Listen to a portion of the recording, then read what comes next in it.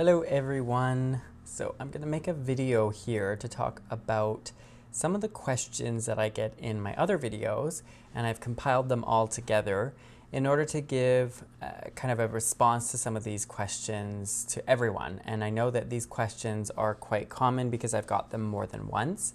So I've sequenced them in a way that kind of lets you know a little bit about me specifically, and then the questions that are more particular to Western Governors University, as well as being an international student. So feel free to stick around and I will answer these questions. So the first question is, what program did I take at Western Governors? And that was the Masters of Curriculum and Instruction, and that is part of the Teachers College. And that program is specific for teachers who are teaching but don't require a teaching license. So because I teach in post-secondary, I don't require a teaching license. That's not something that's mandatory, nor am I trying to get a teaching license. There are other programs for that at the bachelor's level and at the master's levels, and they would require you to have teaching experience within the program that you would be assessed on in order to get a credential of some sort that leads to licensure. So that relates to the second question, is was there required teaching as part of my program? No, there was not. Though I will say that it was very focused on my teaching experience and how I can write about it. So a lot of the assessments, and there were 30 different papers in the program I was in, if I added them all up, were related to what it's like to teach in the classroom. And in my case, I teach in a classroom, but also informally, because I teach in kind of one-on-one coaching sessions as well. So you can reference those and you must talk about them. And without having some sort of informal or formal teaching experience, it would be very hard to do the performance exercises. So Western Governors has lots of performance assessments as part of the Teacher College programs. There are some objective assessments, and so there's a few questions around that. So is there an assessment test before taking the program? So there isn't. You have to do an orientation, and that orientation has an activity, which is a reflection activity on how to set some goals. My specific mentor had additional activities that she wanted me to do in order to get the ball rolling and kind of basically plan out how I was going to complete this program. And I don't think everyone has to do that. It says here, I just started WGU and I'm taking English Comp 1. My question is, in the e-textbook, do you need to answer the questions? No, you don't actually need to even do the textbook work. You don't need to look at the textbook. You can go right to the pre-assessment if it's an objective assessment course, or you can go right to the performance task and see what you have to write about. There is no formal requirement that you have to do these little quizzes in the textbook, though they are very helpful. What is the shortest amount of time that you took to complete a course? So I do mention this many times, is my first course I did in 2 days. I did the very first day one assessment, one paper. That was about, I think it was 15 pages. And then my second paper in that course was on the second day, the day after. So I completed my very first course on the 2nd of the month, and then on the 7th of the month, they had approved that I had passed. So it took a few days for them to evaluate it. Generally, it doesn't take more than 3 days, but in that case, I think it took a little bit longer. And I did actually end up receiving an award of excellence because they were really well written.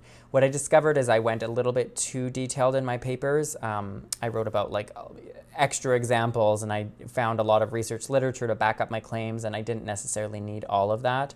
So as I went through my program, I used less and less kind of professional literature to substantiate my claims, which made my life a little bit easier.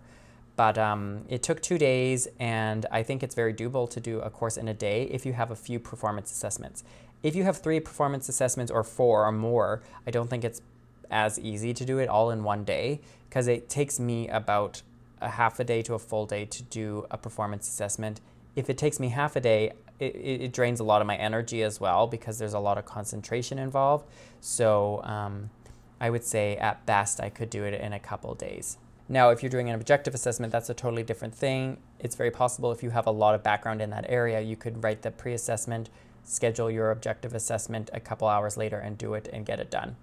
I have another video on pre-gaming, which means learning before you jump into the program so that you're ready to take these assessments. And you can check out that video if you just search pre-game or pre-gaming in my videos.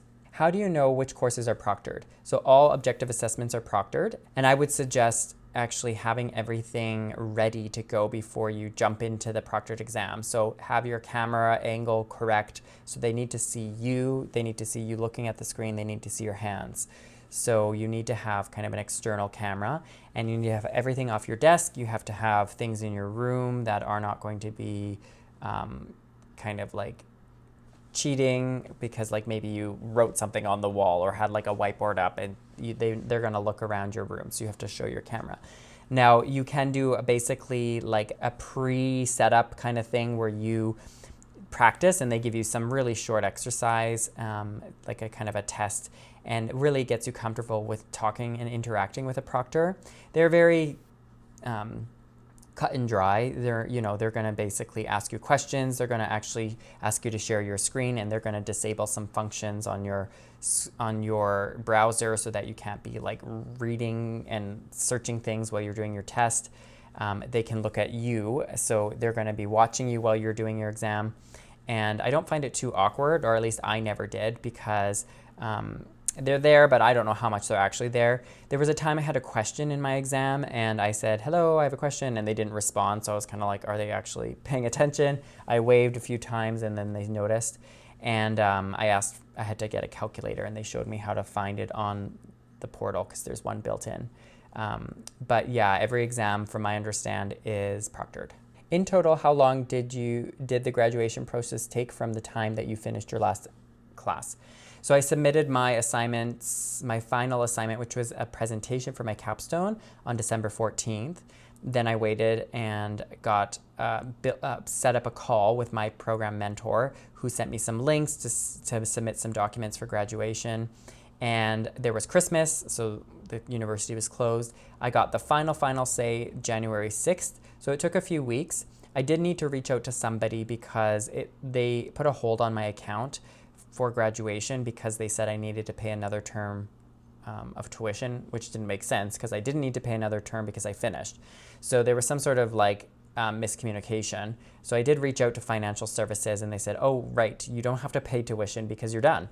And then within a day, they had cleared it. You'll know that it's cleared, that you're good to graduate, because everything on the portal will be kind of wiped out, and you won't have access to course material. You will see a banner with confetti, and it says congratulations, and then you know you're done. Now, it took about a month after that to receive my parchment, like your diploma, the actual physical copy, and they mail it to you.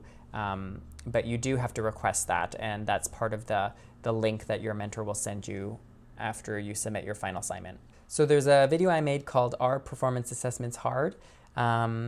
And in that video, there was a question, how many days did it take you to hear back on your papers? It almost always took 3 days. Sometimes it took 2 days. I think there was seldomly it took just 1 day. It doesn't take too much longer than 3 days. I did notice that some people think that takes a long time. Like some people were saying that's too long, but in my experience as a post-secondary teacher, that is not a long time. It can take me a week to mark all my classes' assignments. So I think 3 days is a short period of time. In the Teachers College, there is a notice that it can take up to 5 days. It says, for my papers, is there no requirement for how long the papers can be? Like, can it be 3 pages or 5 pages? So I wrote about 10 to 15 pages for my papers, but one of my instructors said she's known people to write 2 or 3 pages if you can write really concisely. She said if she was to write papers that they would be more around the 8 mark, maybe 7 or 8 pages. Now for me, I found it hard to write under 10 pages. As I continued to go through the degree, I wrote more around 8 pages at the minimum. So it really depends. Like sometimes you have more to say, other times you just have less to say and less examples.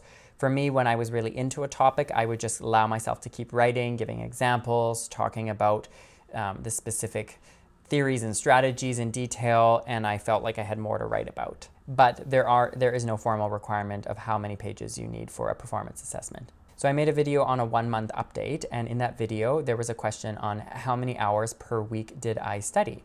And I studied about 6 to 10 hours a week, I would say. So I spent Friday night setting up my template for my performance assessments. I spent all day Saturday writing, and writing not literally like back-to-back hours upon hours. Like I would take breaks and whatnot, and sometimes I even took two-hour break if I didn't feel like continuing to write. But there generally was a concentrated period of time where I was writing, maybe ate some food and then went back to writing, and then, fixing up my paper and editing it and submitting it on the portal. Now, some weeks I spent 2 days a week, like a Saturday and Sunday. And I would try to get a couple assessments done. Near the end of my degree, I changed my whole approach around because I was trying to finish my capstone in 2 to 3 weeks. So I literally was working every single night. So I would work my day job till like 4:35. Then I would, from there, what I would do is I would eat, then start working from 6 or 7 till midnight. And I was doing that every single night. So that is a really intense way of working, but I needed to do that because the capstone in a lot of projects or a lot of programs is very in-depth and very detailed, and it's a lot of writing. So I needed to put in that added effort. Have you had trouble getting your mentor to unlock courses in order to accelerate? So no, because I felt like my mentor and we got along really well, and she just trusted me. So, I mean, when I said, hey, can you give me access to the next course? She would just do that. Now, she wasn't able to do that for the capstone projects. And by projects, there's kind of assignments within the one project. So there was 5 assignments. You cannot progress in the capstone until you have completed the assignment and then moved on to like the next stage, basically. But for everything else, like all the other courses, I was able to kind of overlap and basically kind of start a course just while I was finishing another one. I don't believe all mentors will give you that kind of access. I don't know. It sounds like in this case, this person was having a hard time touching base. I will say that some people are better at emails than others. I try to give people a couple days to email back. At the university I work at, there's a mandate where, a worker should get back to students or other staff within 48 hours. So I say like 1 or 2 days. After that, maybe I'll do a follow-up email. So I think this person was writing in their question to me, they were saying, I sometimes have to wait 24 hours in order to hear back from them. And I think that's reasonable. I don't know if that's like uncommon. Like, I wouldn't expect a mentor to get back to me. They have hundreds of students, so I wouldn't expect them to get back to me right away. But generally mine responded within a day or 2. I did another video called 5 Courses Completed, and that was my 2nd month update. And someone says, I'm in the process of enrollment. However, I am not crazy about the person I'm working with. Does it get better as you get to know them more? And it also mentions that, are you assigned your mentor? So you are assigned a mentor unless you're doing another program, and you can request a mentor if you've already been with one. But in my case, I was assigned the mentor, and I suppose if you're really not getting along with them, you're paying tuition, and in a way, your money matters. And so I would say that you could ask if you could be put with another mentor. Now that might be a little bit awkward to ask the mentor, right? Now you could ask the mentor's manager. They have people called program managers, and so that would be who the mentor reports to, and you could just say, I'm noticing that maybe we don't have the best working relationship because this and this. Can I be paired with somebody else? And you may be able to get a new mentor. Again, I don't know what the logistical side and if that's actually possible, but again, I truly believe that you want to take an active role in your education. And if something's not working for you and you're paying thousands of dollars for your school, you should be able to voice that concern. How much time did you put into each course? Generally, I, again, put, I would say 1 week, I would finish at least 1 assessment. So, in the beginning of the program, I was doing about 2 assessments a week because I was working part-time at my day job. And as I went through the program, it was about assessment a week. And each course was 2 to 3 assessments. So I could probably get through a course within a week, 2 weeks, and sometimes 3 weeks. Some questions about being an international student. So people are wondering where I'm located in Canada. And I believe they're asking this question because they think that matters with getting approved enrollment. And I don't think it matters. I am from Western Canada, so I don't think it matters because in general, they don't accept international students. That's what they advertise. But if you create a strong case of, why you're really interested in the program, why you would be well suited to do the program, how you manage your time, they might approve it like they did in my circumstance. So I talked to multiple enrollment counselors as well as their managers and got them to email their managers, and I was very persistent about doing this program, and eventually somewhere along the lines someone said yes. And I don't know if that's always the case. I've talked to different departments. The business college, they were more hesitant. Like there was a program in leadership that I was kind of looking at one point, and they were like, oh, I don't know if that's possible. But the teachers college seemed to be more open. And again, the reason why I don't think it matters where you're located in Canada is because that might indicate a concern around time zones, but Canada has the same time zones as America, and there are students from all over America at Western Governors. There are people who are in Hawaii, there are probably people who are in Florida, so I don't think time zone is an issue. So you want to be diplomatic with how you're approaching this. You don't want to be like forceful and rude and brash when you're trying to create a case. You want to basically just outline why there won't be any concerns, because where you live, you know, you'll be able to have those calls with your mentor. That, you know, for me, I had a previous master's degree, so that helped because they knew I was like, you know, someone capable of doing higher education. And again, they just kind of like rolled me into the enrollment once they recognized that, hey, it's not so big of a deal. And I also said that I knew people who did the Western Governors programs that were from Canada, and I found them on LinkedIn, and I could see that they were from Canada.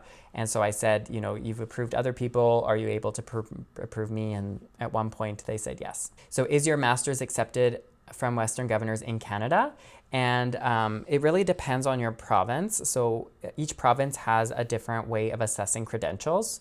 And so through the government that through the province that I'm in, the government, I applied to get my credential recognized, and they're still in the midst of assessing it.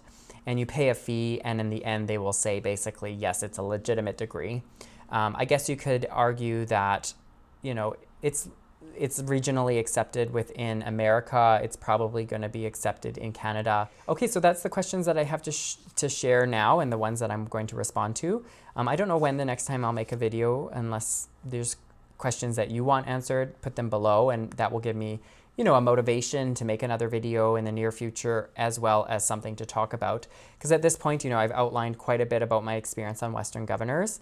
I may or may not do another program at the university. If I do, I'll document again. So subscribe to stay tuned, and I will just see you in the next video.